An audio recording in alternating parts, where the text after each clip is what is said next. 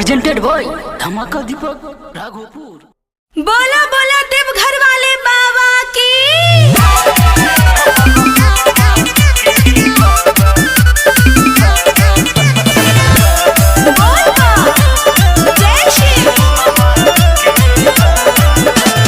Music by Vikesh भोजपुरिया।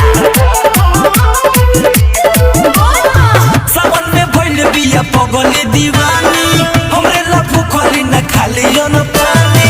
सावन में भइल बिया पगले दीवानी, हमरे लफू खली न खाली न पानी। सहेली सुमारी उनका तू ख्याल रखी हो, सहेली सुमारी उनका तू ख्याल रखी हो।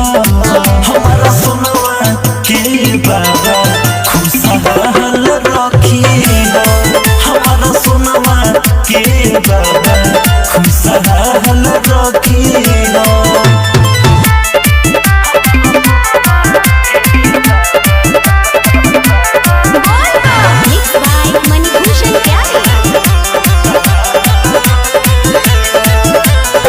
के शिवाला कोठारे ली जो हम जाके सुबह सयाम जी। हे बाबा पड़ेली प्यार सुनवा हमार रोटेली हमरे नाम जी।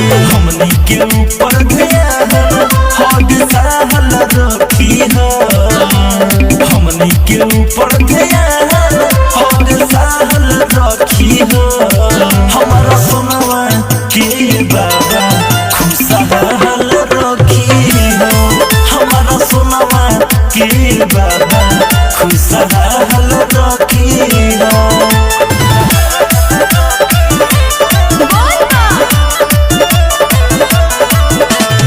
म्यूजिक बाय विकेश भोजपुरिया।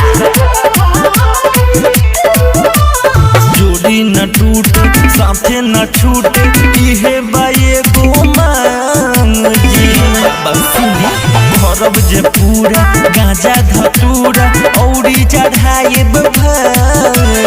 विवेक विकास मणि भूषण पर नजर हर हाल रखी हो, विवेक विकास मणि भूषण पर नजर हर हाल रखी हो।